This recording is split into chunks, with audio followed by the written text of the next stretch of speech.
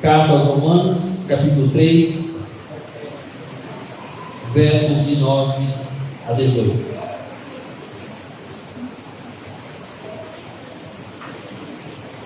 Romanos 3, de 9 a 18, vai dizer assim: que se conclui? Temos nós qualquer vantagem? Não, de forma nenhuma. Pois já temos demonstrado que todos, tanto judeus como gregos, estão debaixo do pecado. Como está escrito: não há um justo, nem um sequer. Não há quem entenda, não há quem busque a Deus. Todos se extraviaram, a uma se fizeram inúteis. Não há quem faça o bem, não há nenhum sequer. A garganta deles é sepulcro aberto, a língua onde engano, veneno de víbora está nos seus lábios. A boca eles a têm cheia de maldição e de amargura. São os seus pés velozes para derramar sangue. Nos seus caminhos a destruição e a miséria. Desconhecem o caminho da paz. Não há temor de Deus diante dos seus olhos. Amém? Meus irmãos, o apóstolo Paulo está chegando agora ao seu argumento, ao final do seu argumento iniciado no capítulo 1, verso 18, de demonstrar a gregos ou a judeus e gentios que todos estão de fato debaixo do pecado, de que o pecado é um mal que atingiu universalmente o coração do homem e que as suas consequências irreparáveis, a não ser pela graça de Cristo, estão presentes em toda a humanidade. E concluindo esse argumento do texto de hoje, embora ainda vamos analisar os versos 18 a 20 na semana posterior, Paulo vai nos ensinar que, biblicamente, o pecado é uma realidade universal que colocou toda a raça humana debaixo do juízo de Deus. Nosso propósito desta noite é argumentar com os irmãos a partir desta ideia de que, biblicamente, o pecado é uma realidade universal, ou seja, atingiu todos, mas não apenas atingiu a todos, mas colocou todos, sem nenhuma exceção, debaixo do juízo de Deus. É isso que Paulo vem tentando demonstrar desde o capítulo 1, verso 18, em especial para os judeus, que ao ouvirem da pecaminosidade dos gentios, eles se excluíam desta verdade, de que eles não eram assim tão pecadores quanto os gentios, e de que o juízo de Deus não estava sobre eles. E o apóstolo Paulo, de forma convincente, mostra-nos de que eles também são pecadores e também estão merecidamente debaixo do juízo de Deus.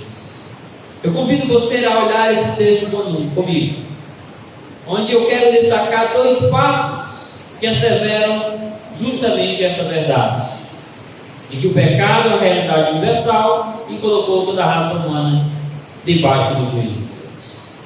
O primeiro fato que atesta esta verdade é que todos os homens são pecadores e estão debaixo das consequências do pecado. Isso pode ser observado nos versos de 9 a 11. Acompanhe comigo, por favor.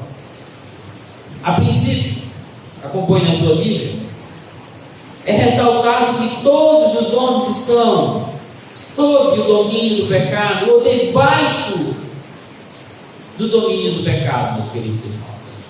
O pecado é como o Senhor, soberano na vida daqueles que não têm Cristo Jesus no seu coração. E o pecado faz aquilo que lhe apraz com cada um daqueles que não conhecem a Cristo. Os escraviza, os domina e os leva a fazer exatamente aquilo que é da natureza do próprio pecado. Veja que no verso 20, no verso 9, que se conclui: temos nós qualquer vantagem? Não, de forma nenhuma, pois já temos demonstrado que todos, tanto judeus como gregos, estão debaixo do pecado. Diante do que é dito nos versos anteriores, Paulo Paulo pressupõe uma outra objeção na mente dos judeus. Nos versos de 1 a 8, Paulo já levantou algumas objeções que certamente estaria na mente dos judeus, ele levanta-as e também lhes dá respostas. E agora ele pressupõe que vai vir mais uma objeção, mais uma dúvida, mais uma pergunta na mente dos judeus. Pressupondo isso, Paulo já a antecipa e ele a faz e responde. A dúvida agora, meus queridos irmãos, é a seguinte: Paulo demonstrou para eles, nos textos anteriores, que há uma vantagem sim em ser judeu, de fazer parte do povo escolhido de Deus, que há uma vantagem sim em ter a lei escrita com relação aos gentios que não tinham a manifestação da graça, da lei de Deus escrita, apenas a revelação de Deus por meio das coisas criadas. Então Paulo já demonstrou para ele que há sim uma vantagem em ter a lei de Deus escrita, ou seja, em ter as escrituras sagradas em mãos. Também demonstrou que havia sim vantagens para eles em terem um sinal visível da aliança, ou seja, a circuncisão. Ainda mostrou para eles, no capítulo 3, no verso 1, que há muitas vantagens em ser judeu, em ter a lei e em ser circuncidados. Mas de todas essas vantagens, Paulo ressalta a principal: é que eles tinham, meus queridos irmãos, é porque a eles foram confiados os oráculos de Deus, a palavra de Deus. Isso diz respeito às promessas de Deus, às alianças de Deus que o Senhor fez com este povo. Então há sim muitas vantagens para o judeu. E agora Paulo entende o seguinte, que a pergunta que eles vão fazer é o seguinte: Paulo, se então há tanta vantagem para nós, isso não nos coloca também em vantagem com relação aos gentios no que diz respeito ao pecado? No sentido de que nós somos sim superiores a eles, de que nós não somos tão pecadores, tão ruins como eles são, que o pecado não nos atingiu da mesma forma que eles atingiu? E aí Paulo responde: não, de forma nenhuma.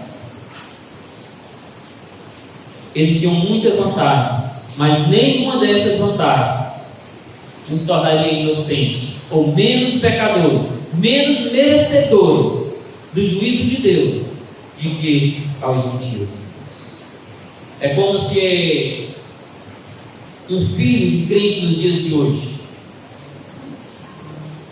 pensasse que está em alguma vantagem no que diz respeito ao juízo de Deus, pelo fato de que ele vem à igreja, de que ele é filho de crente, de que ele tem uma Bíblia. E aí Deus está dizendo: não há vantagem nenhuma em ter tudo isso, mas ainda assim está com o pecado conservado no seu coração, endurecido para Cristo Jesus. Meus queridos, neste caso, Paulo está mostrando aos judeus de que eles não estavam em melhor situação do que os gentios perante o juízo de Deus. Por isso ele diz que não tem nenhuma vantagem, pois todos igualmente são pecadores e estão debaixo das consequências mortais do pecado. Todos são devedores da justiça divina, é o que Paulo quer argumentar aqui. E nisso ele diz então que tanto judeus quanto gentios estão debaixo do pecado. Essa expressão, tanto judeus quanto gentios, é usada para demonstrar que toda a raça humana é pecadora e que toda ela está sob as consequências ou debaixo das consequências do pecado. Não há nenhuma vantagem de nacionalidade no que diz respeito ao juízo de Deus. Não há nenhuma vantagem de ser judeu, de ser brasileiro, americano ou qualquer outra nacionalidade. O pecado colocou todos nós numa situação crítica com relação à justiça divina.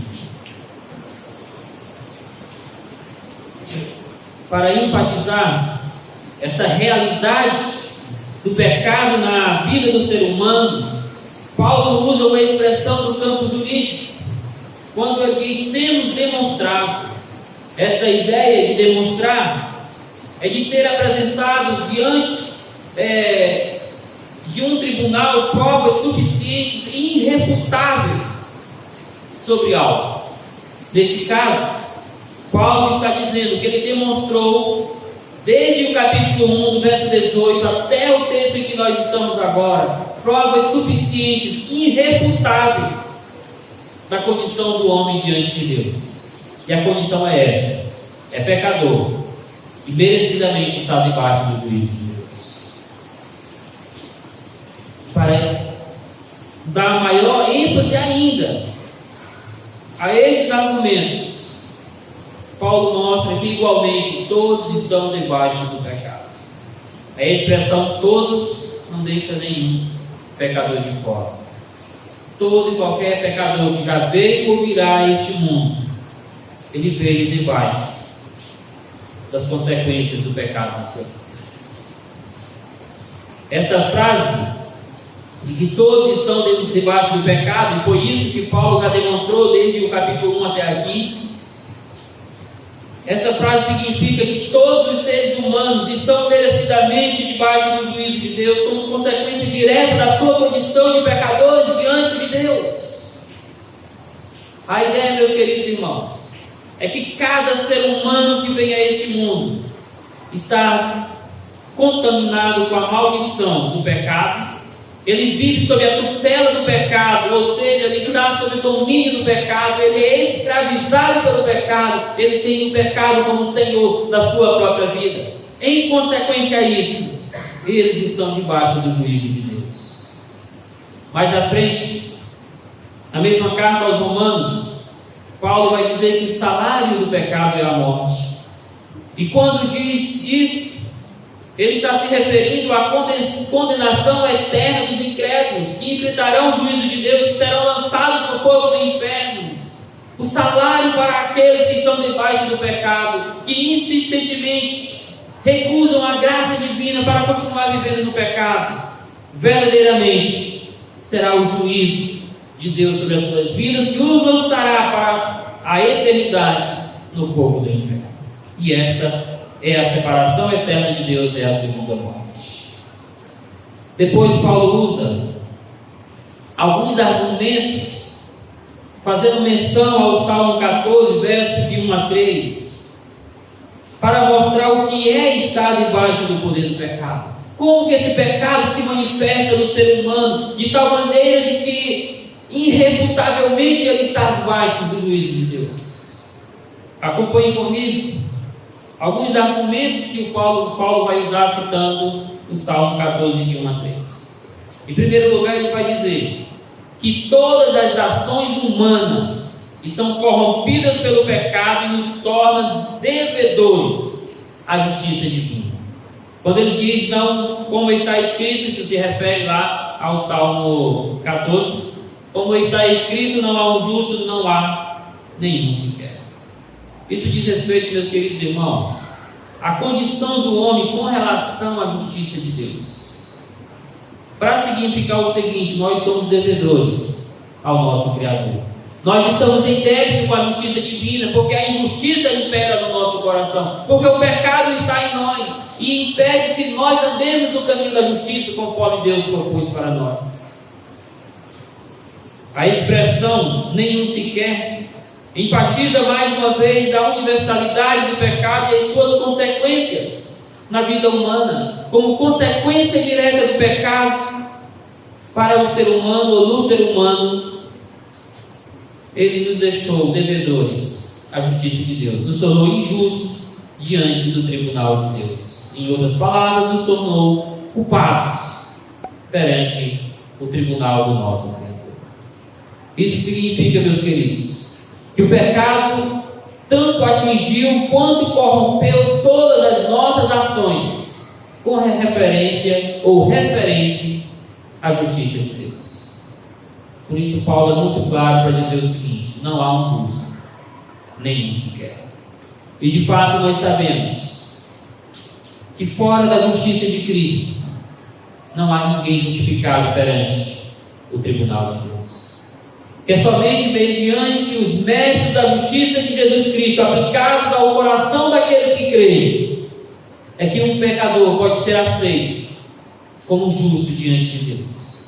Não que ele seja justo, mas porque ele será justificado pelos méritos da justiça de Jesus Cristo, que morreu pelos seus pecados. Mas perceba que, em segundo lugar, citando o Salmo 14, Paulo vai mostrar que a mente humana está corrompida pelo pecado e nos impede de ter qualquer desejo sincero por Deus. Não há quem entenda, não há quem busque a Deus.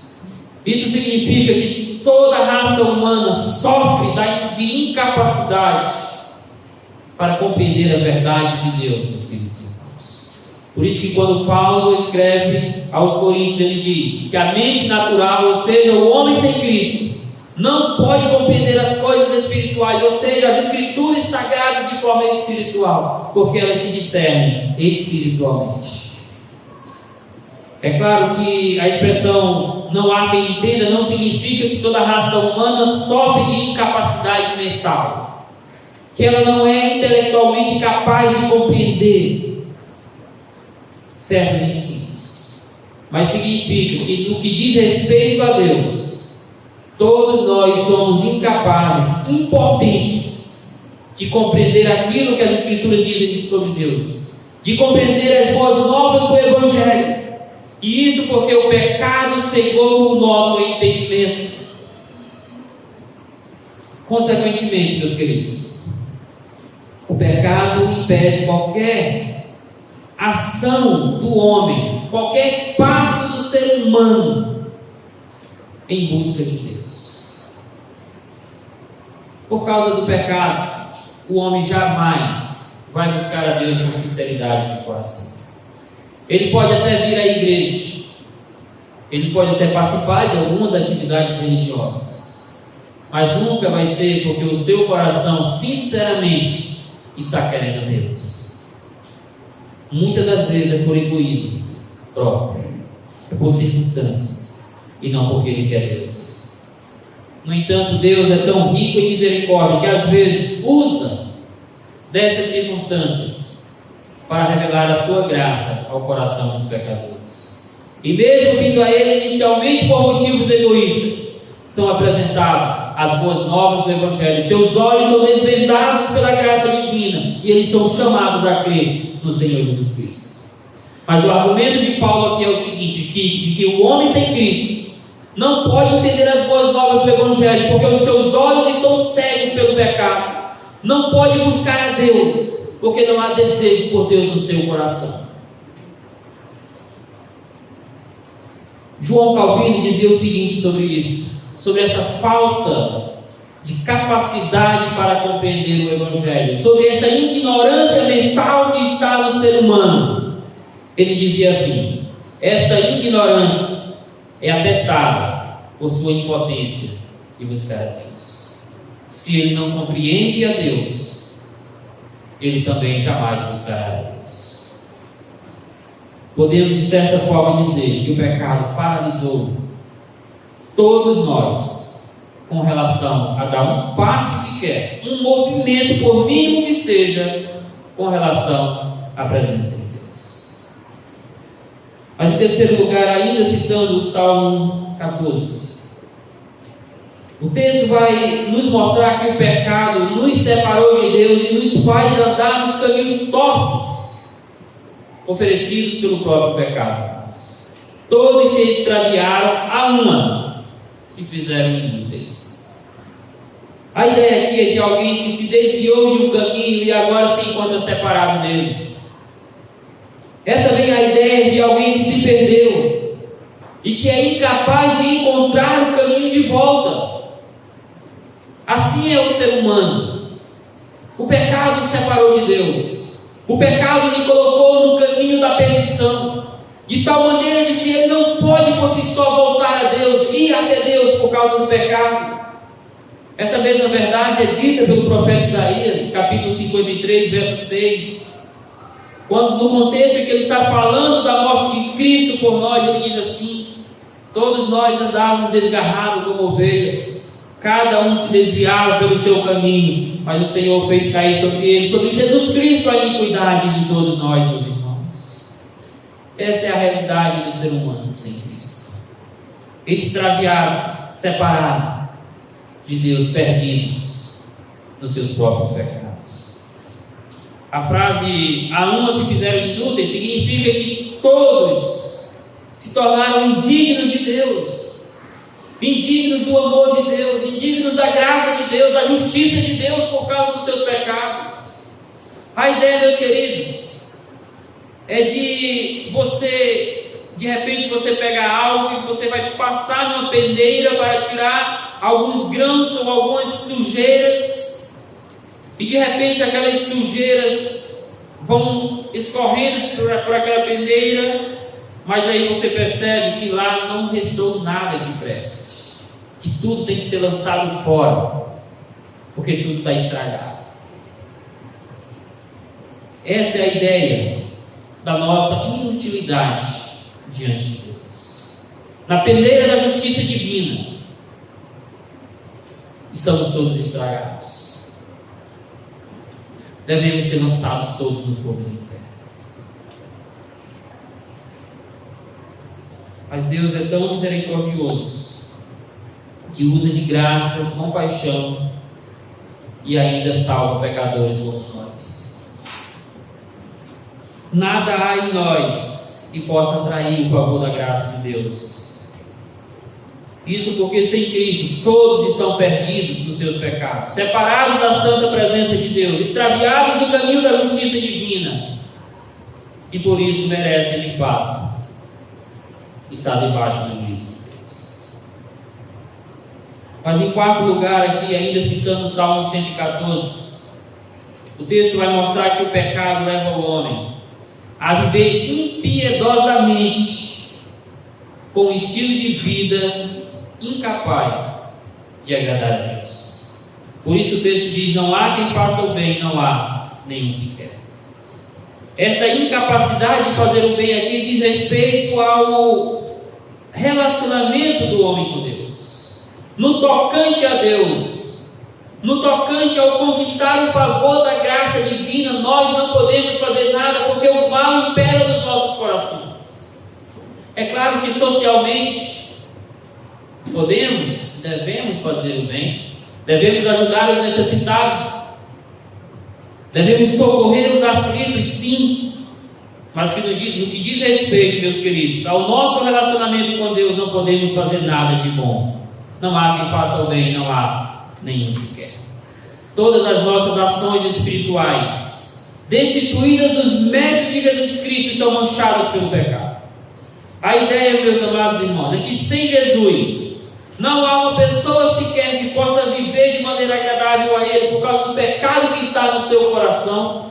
E é por isso que quando vamos a Isaías, ele diz que as nossas melhores obras não passam de trapos de imundícias diante de Deus. É o que o texto está querendo mostrar.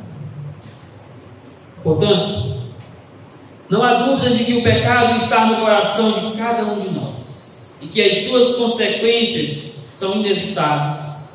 E para aqueles que endurecem o seu coração para Cristo, para as boas novas do Evangelho, suas consequências são não apenas inevitáveis, mas são também irreparáveis, porque vai levar estas pessoas diretamente para o juízo de Deus, de onde receberão a sentença da sua condenação eterna. A verdade, meus irmãos, é de que todos nós somos pecadores, e de que todos nós viemos a este mundo debaixo das consequências horríveis do pecado, debaixo do seu domínio, escravizados pelo pecado. E isso nos coloca diretamente debaixo do juízo do Senhor nosso Deus. Louvado seja Cristo, que usa de compaixão e graça para conceder perdão, absolvição para aqueles que creem no seu nome.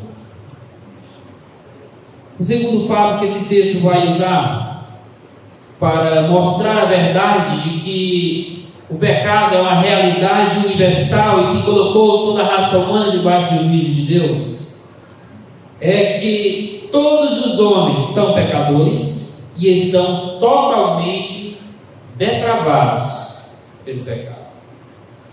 Você poderia usar, no lugar de depravados, a palavra corrompidos, que vai trazer o mesmo sentido que tem em mente. No entanto, por questão de ênfase, opto pelo termo depravados. Isso porque esse termo ele retrata melhor a ideia de que não há nada de bom no ser humano no que diz respeito à sua relação com Deus. De que todas as suas faculdades mentais, volitivas, emocionais, sentimentais estão destruídas pelo pecado. Veja bem, não é que a vontade do homem está adormecida, ela está destruída e por isso ele não pode buscar a Deus. Observe comigo os versos de 13 a 18. Perceba que inicialmente não apenas as ações externas do homem, mas também o seu interior está corrompido pelo pecado. Veja o verso 13 e 14. A garganta deles é sepulcro aberto, com língua urdem e engano, veneno de víbora está nos seus lábios, a boca eles a têm cheia de maldição e de amargura. Veja como que Paulo descreve a nós pecadores. Certamente, se Paulo, a essa altura, fosse usar algum outro argumento relacionado de forma mais direta a algum pecado moral, embora ele já tenha usado anteriormente isso, mas talvez alguns judeus pudessem argumentar: mas eu não pratico isso, eu não faço isso, eu não faço aquilo outro. No entanto, Paulo os coloca numa sinuca de bico e os deixa sem sair, usando aqui o pecado manifesto na sua língua, nas suas palavras, no seu interior. A ideia da garganta como sepulcro aberto é de algo interiormente podre. Se você vai passando pelo cemitério, e se ali tem um sepulcro aberto com alguém que foi ali enterrado há pouco tempo, você vai sentir um mau cheiro, porque tem carne podre lá dentro. Paulo está dizendo que assim é a nossa vida. O pecado causou uma podridão no nosso interior, na nossa alma, na nossa vida. Isso significa dizer que todo o nosso ser está infestado pelo pecado. E que aquilo que nós fazemos, como Paulo vai mostrar mais à frente, a língua que urge engano, a boca que está cheia de maldição, é apenas um vômito daquilo que está dentro de nós. Somos nós lançando o que há de pior dentro de nós, que é o pecado, para fora. Por isso Paulo argumenta fortemente com esses judeus, de que eles são pecadores, de que eles não estão com nenhuma vantagem em relação à justiça de Deus, no que diz respeito a se comparar com os gentios. Porque assim como os gentios, a garganta deles é um sepulcro aberto, está cheia de pecado, cheira mal, por causa da podridão da alma. E a expressão com a língua urge engano significa praticar ou utilizar de enganações com a língua. Isso significa, meus queridos, que o homem, no seu estado de pecaminoso, no seu estado sem Cristo, ele irradia pecaminosidade, ele irradia impiedade. E a prova disso é que as suas ações são envolvidas no pecado e pelo pecado. A sua língua a condena, a sua língua a denuncia. E de fato, meus queridos irmãos, basta olhar para o palavreado de algumas pessoas. E você vai perceber o quão porco é aquele indivíduo. O quão porca é as suas palavras. Isso porque no seu interior tem um mal chamado pecado. E nós não somos melhores do que estes, porque o pecado também está em nós. Com a língua eles mudem engano. Isso significa, meus queridos, que a língua humana é maliciosamente usada para ferir o outro, quer seja por engano, quer seja por afrontas. O sentido é de que a língua humana é como uma fábrica de mentiras, como uma fábrica de ofensas. Você percebe, talvez já tenha acontecido com você, como até mesmo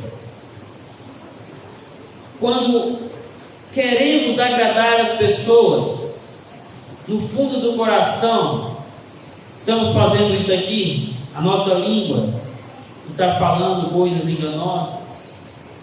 Quantas vezes você não já falou para alguém, talvez sem desmerecimento nenhum, talvez com as vestes dela, talvez com filhos, ou quão bonito, quão belo, mas que no fundo do seu coração você não está pensando aquilo, você está falando só para agradar aquela pessoa. Você está justamente fazendo o que o texto diz aqui, que na língua ordem engano. Até mesmo quando vamos querer agradar alguém, às vezes falamos coisas enganosas. E a frase veneno de víbora está nos seus lábios enfatiza a maldade do ser humano. Paulo está aqui se referindo a uma víbora, uma cobra egípcia, pequena, no entanto muito venenosa. E ele está agora dizendo que a nossa língua é assim. Ela é pequena, mas ela é muito venenosa. Tiago vai trabalhar muito bem essa ideia. Com a língua nós abençoamos a uns e amaldiçoamos a outros. É isso que Paulo está dizendo aqui, olha. Veneno de víbora está nos nossos lábios, para dizer que o mal está em nós. Isso significa que o pecado está em nós e é tão maléfico quanto o veneno de uma cobra, pronta para dar o seu bote. Assim somos nós, pecadores. E ele diz ainda que a boca é cheia de maldição e de amargura, ou seja, está infectada pelo pecado. É algo muito desagradável quando você se aproxima de alguém que tem mau hálito. É algo desagradável. Isso. A nossa boca cheira mal por causa do pecado. A maldição em nossa boca. A maldade nos nossos lábios, meus queridos irmãos. A amargura que sai dos nossos lábios.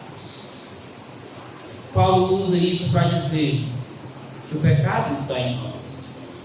O sentido é de que do coração sem Cristo de que o coração sem Cristo só pode lançar fora o veneno do pecado que está nele. Quer seja amaldiçoando o próximo, quer seja nutrindo amargura, rancor, ira, raiva, ódio no seu coração contra o próximo. Portanto, meus queridos, com esta série de argumentos, aqui no verso 13 e 14, Paulo quer deixar claro que o pecado está no coração humano, está no seu interior, e de que todas as suas ações estão corrompidas pelo pecado, de que todas as nossas ações são vômitos do mal que está no nosso interior. Por isso, a garganta é como um sepulcro aberto, a língua é rápida para enganar os outros, é um veneno de cobra pronto para dar o bote, e a boca é cheia de maldição e de amargura. Mas em continuidade, observe que os versos 15 e 16 descrevem também a inclinação natural que o homem tem para praticar o pecado. Este homem que é depravado em todas as suas ações no tocante a Deus. ele tem uma inclinação natural para fazer aquilo que é pecaminoso. O verso 15 e 16 diz: os seus pés são velozes para derramar sangue, nos seus caminhos a destruição e miséria. Podemos dizer que há um tipo de ansiedade no coração do homem para cometer pecados, de que o ser humano ele fica inquieto quando ele quer pecar.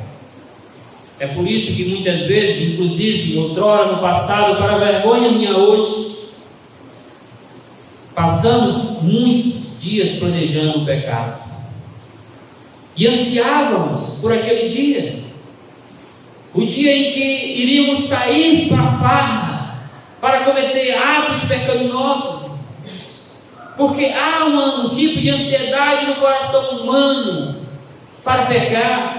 É por isso que o texto diz: os seus pés são velozes para derramar sangue, eles estão prontos, eles estão ansiosos para cometer aquilo que é errado.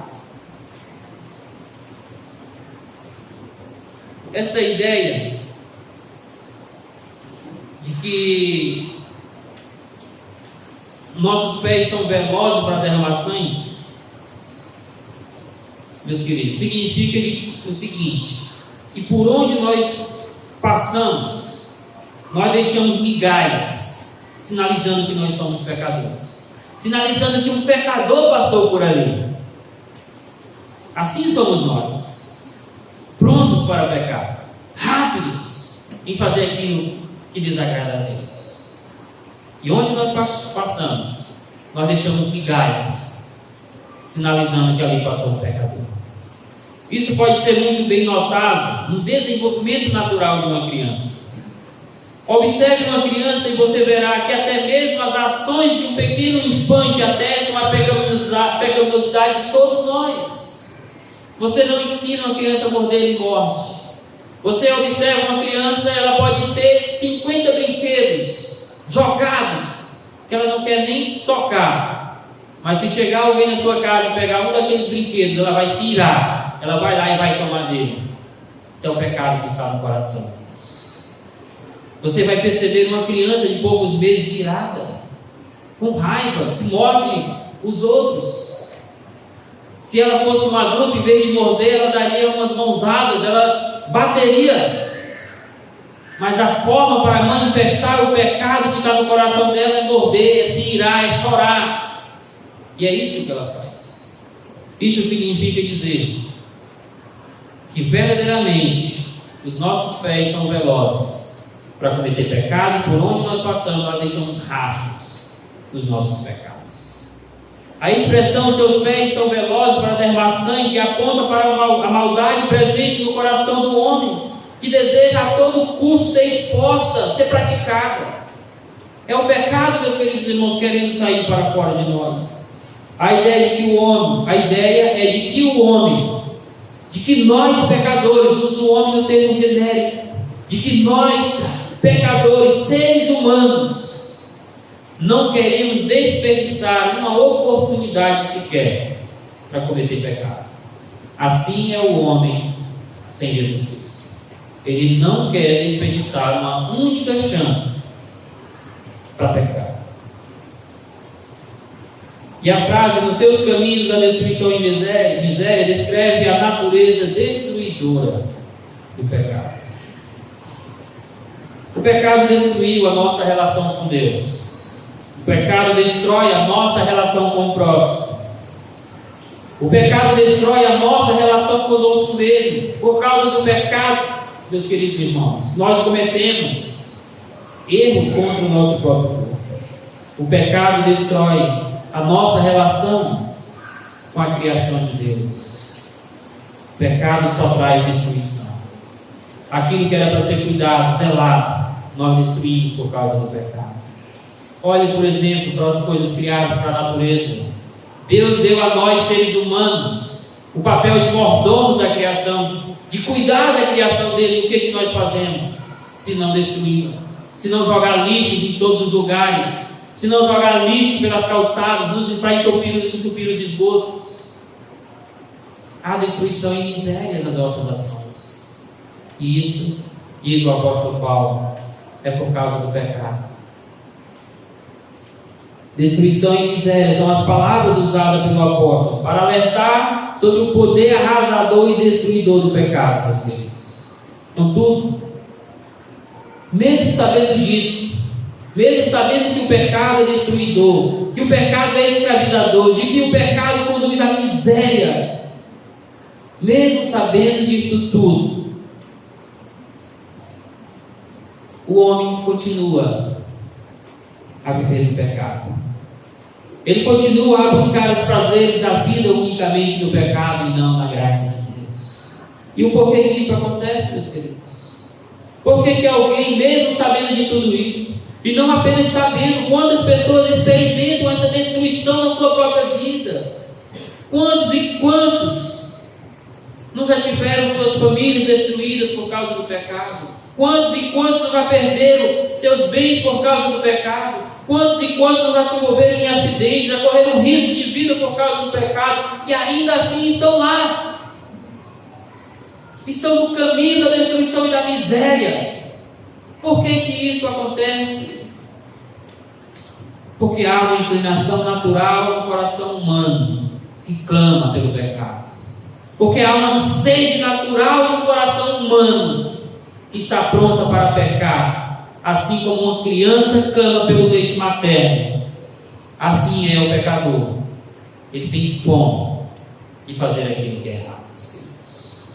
Em contraste com aqueles que já foram alcançados pela graça salvadora de Deus, que devem ter fome e sede de justiça, conforme o Evangelho de Mateus, aquelas pessoas que estão sem Cristo, elas têm fome e sede de injustiça. Assim é todo pecador sem Jesus. Assim eram as nossas vidas antes.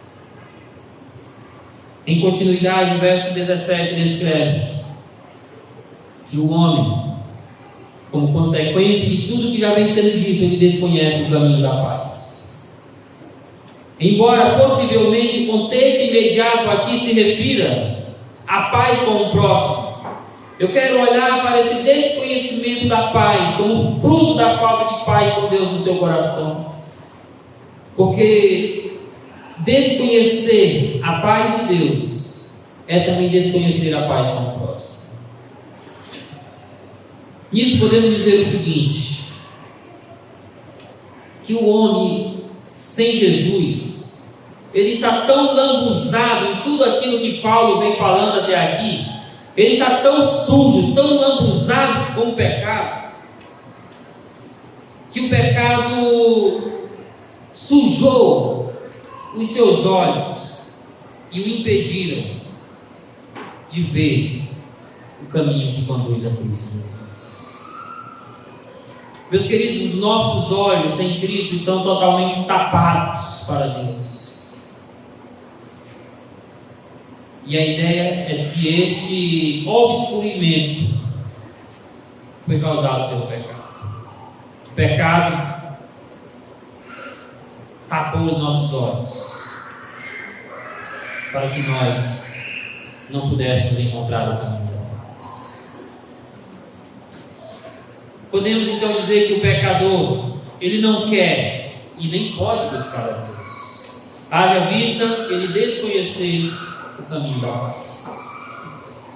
Quando nós vamos lá para 2 Coríntios 4:4, Paulo afirma que essa cegueira, esse impedimento para que o homem conheça o caminho da paz, o caminho de Deus,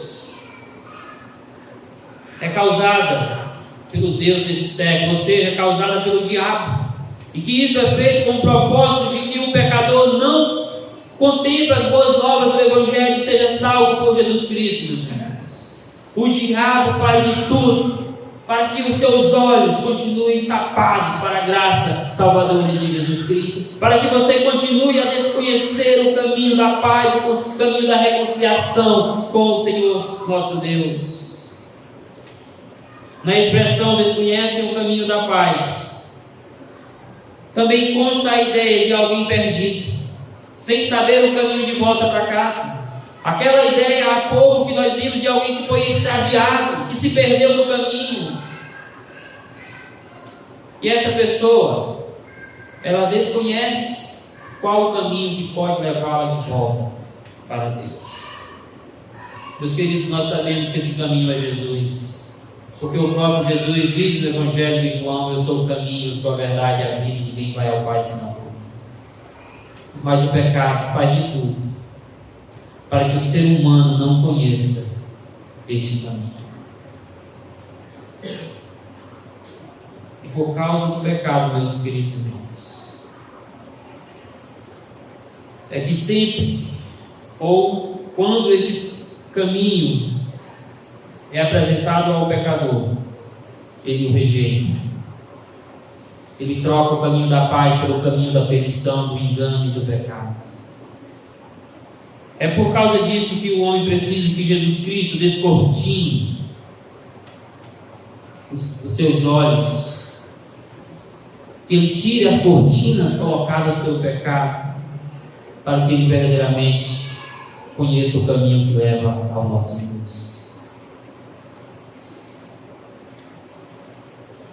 E por causa dessa falta de paz com Deus, impera a falta de paz com os homens. Por isso que o homem é rápido em derramar sangue, destruir a vida do outro, quer seja literalmente tirando-lhe a vida, quer seja por meio de palavras ou ações. É falta de paz com Deus no coração do ser humano.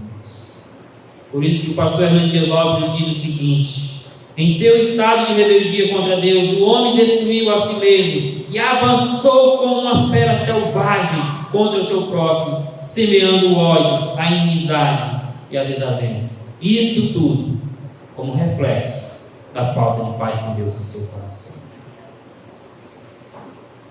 Para finalizar, o verso 18 vai destacar o resultado dessa depravação do homem em sua postura direta com relação a Deus.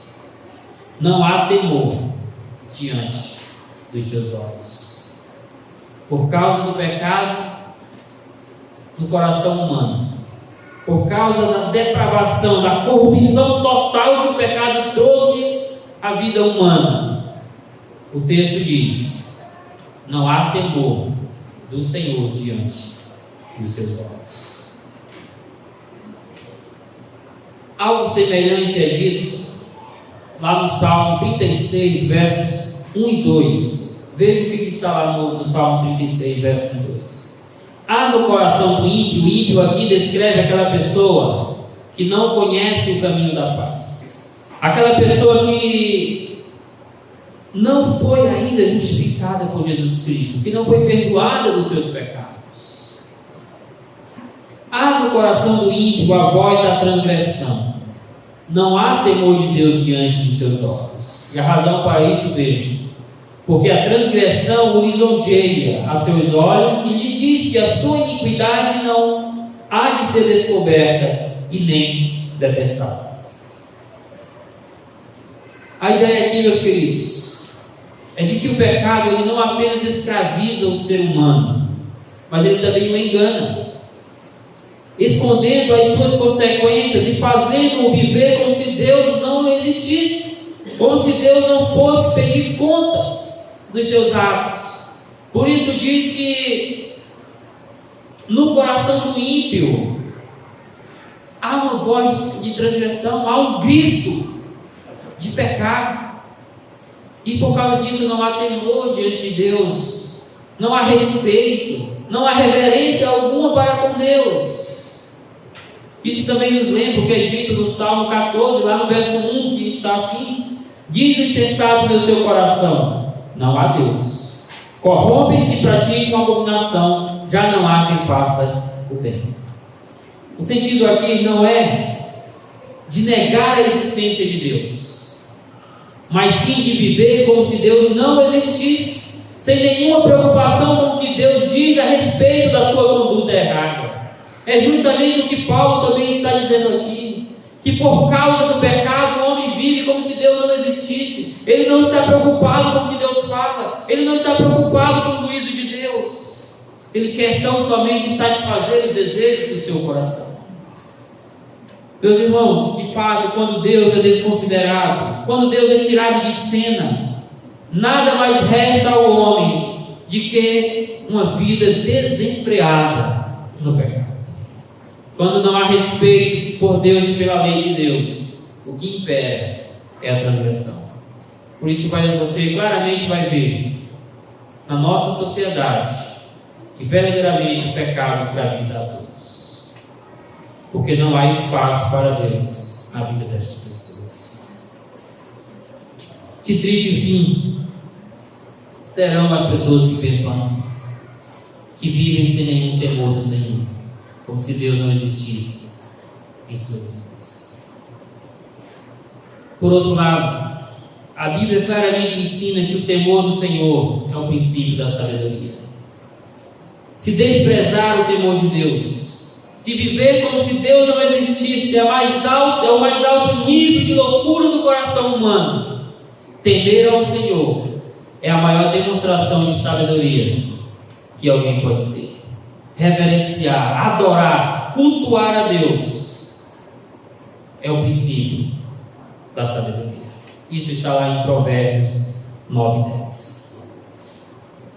E por que, meus queridos? Porque esse temor leva o pecador a enxergar que ele está em afronta direta à justiça de Deus, que ele precisa de arrependimento, de fé no Senhor Jesus Cristo, para que ele possa se livrar do juízo de Deus e passar a viver uma vida santa e agradável para o Senhor. Como em certa ocasião disse Calvino, o temor de Deus é o freio pelo qual o nosso instinto perverso é mantido sob controle. Eu repito a frase: o temor de Deus é o freio pelo qual o nosso instinto perverso é mantido sob controle. Se não há temor de Deus, perdeu-se o freio. A pessoa vai viver no pecado. Portanto, biblicamente, o pecado tornou o homem um ser totalmente depravado diante de Deus. Com isso, não quero dizer que o pecado com isso, eu quero dizer, na verdade, que o pecado corrompeu todo o ser humano. A sua vontade, as suas emoções, os seus sentimentos, a sua moralidade, a sua espiritualidade, religiosidade, adoração, estão todas corrompidas por causa do pecado. Por isso que o texto diz que não há quem busque a Deus, não há nenhum sequer. Porém, isso não significa que o homem não possa fazer coisas socialmente boas, como fazer o bem ao próximo, ajudar os necessitados, construir hospitais beneficentes como temos em nossos dias. Mas tão somente significa que no que diz respeito a Deus, todas as nossas melhores obras não passam de trapos de imundícias. E a razão para isto estão todas manchadas pelo pecado. Concluindo, estudamos de fato, nesta noite, que biblicamente o pecado é uma realidade universal e que colocou toda a raça humana debaixo do juízo de Deus. Esse é o argumento que o apóstolo Paulo está desenvolvendo desde o capítulo 1, verso 18 e vai concluir no verso 20 do capítulo em foco. E o texto estudado apresentou dois fatos que comprovam essa verdade. Primeiro fato: todos os homens são pecadores e estão debaixo das consequências do pecado. Segundo fato: todos os homens são pecadores e estão totalmente depravados por causa do pecado.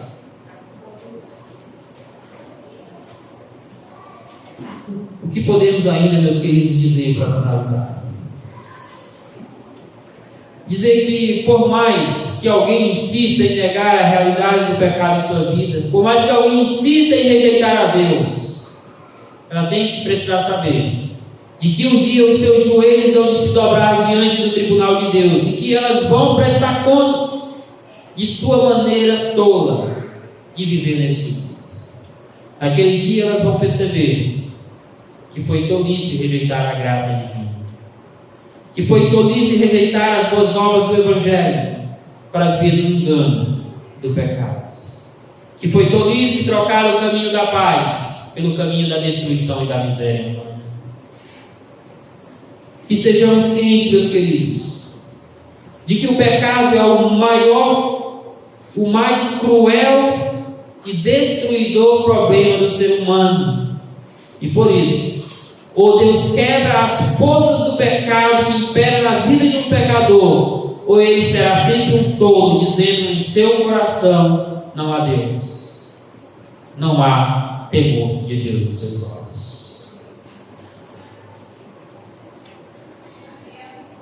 Que nós possamos de fato, diante da realidade tão destruidora, tão avassaladora do pecado, que nós possamos conservar no nosso coração o sentimento de gratidão a Deus, porque Ele já nos resgatou dessas consequências mortais do pecado, porque Ele já nos removeu do caminho da destruição e da miséria, porque Ele já nos tirou do caminho da perdição e nos trouxe para o caminho da paz em Jesus Cristo. Outrora nós também estávamos caminhando do caminho da destruição e da miséria,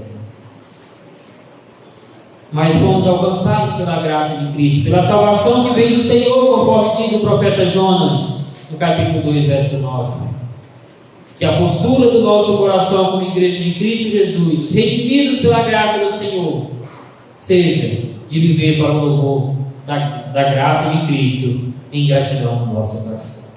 E que você, pecador, que ainda não conheceu a Cristo como seu Redentor, que ainda está caminhando no caminho da destruição, você que ainda desconhece o caminho da paz, que ainda está extraviado de Deus, que você possa se render diante das boas novas do Evangelho e crer em Jesus Cristo como seu Salvador.